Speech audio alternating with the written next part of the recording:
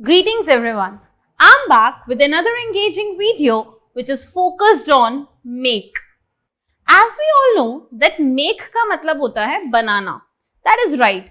But in today's video we are going to learn the usage of make as कोई काम किसी से करवाना या कराना.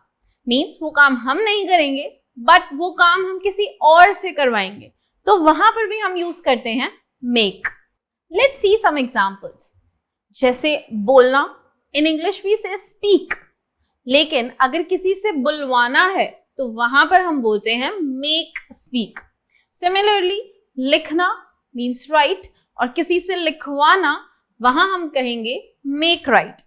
लाइक रोना मीन्स क्राई और किसी को रुलाना that is make cry.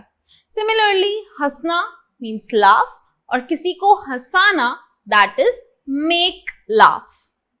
Well, before studying some examples, first let's see the formation of these sentences. सबसे पहले हम यूज करेंगे subject, then helping verb, then make. After that, we will use object and then first form and then other words. So let's see कि ये सब होते क्या हैं.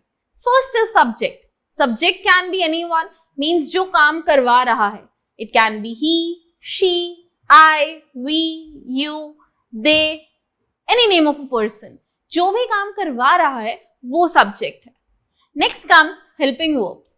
Helping verb will depend on your sentence. अगर आप present की बात कर रहे हैं तो accordingly use करेंगे. Past की बात कर रहे हैं तो accordingly, and same goes with the future also. Like is, are, has, have, do, does, was, were, did, even should, can, could, all these are helping verb. Then comes make. ये भी depend करेगा आपके sentence पे. अगर आप present use कर रहे हैं तो अकॉर्डिंगली आप फर्स्ट फॉर्म मेक यूज करेंगे. अगर आप इजएमआर यूज कर रहे हैं so you will use ING form, means making हो जाएगा वो. So according to the helping verb हम इसको यूज करेंगे. After that we use object. Object means हम जिससे वो काम करवा रहे हैं वो हमारा ऑब्जेक्ट है. Object can be him, her, me, us, them, you. It can be anyone, even the name of any person. And after that we will use the first form of verb.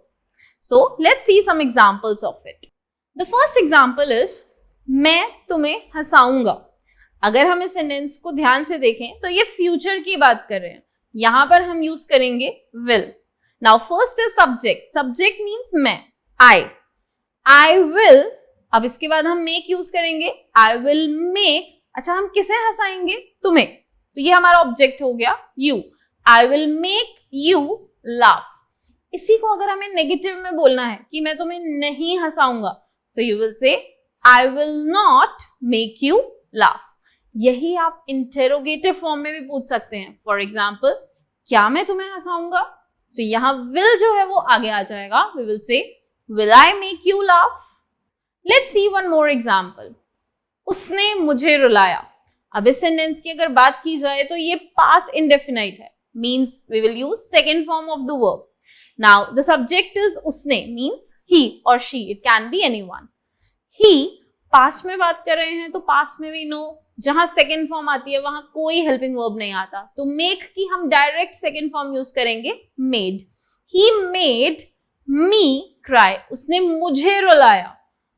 अगर हम इसी को negative में बनाएंगे, उसने मुझे नहीं रुलाया, so will से he did not make me cry. Did क्यों लगाया? बिकॉज नेगेटिव में हम यूज करते हैं डिड प्लस फर्स्ट फॉर्म, तो यहां पर हम डिड के साथ मेक यूज कर रहे हैं. Let's see few more examples.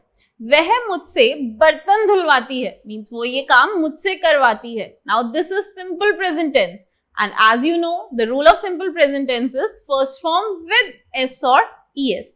The sentence is वह मुझसे बर्तन धुलवाती है. तो वह means she. With she we will use makes because she is singular. She makes me wash utensils. If I say मैं तुमसे लिखवाऊंगा, so in English we will say I will make you write. The next is उन्होंने हमें भगाया. Now this is also simple past, so we will use second form. उन्होंने means they. They made us run. The next is joker लोगों को हंसाता है. It all depends on your tense, guys. Now sentence is joker लोगों को हंसाता है. So the clown makes people laugh. किसे हंसाता है? लोगों को. So that is an object. The clown makes people laugh. Let's see one more sentence. वह उन्हें समझाने की कोशिश कर रहा है. Now this is present continuous. वह उन्हें समझाने की कोशिश कर रहा है. रहा है रही means is ing. So we'll say he is trying to make them understand. He is trying to make them understand. यहां पर हम verb use कर रहे हैं कोशिश करना. So we are saying trying to. The next is मुझे हंसाओ मत. Now in this sentence मत हम यूज कर रहे हैं. मत के लिए आप इंग्लिश में कहेंगे don't. And don't will come in the starting. So you'll say don't make me laugh. Means मुझे हंसाओ मत.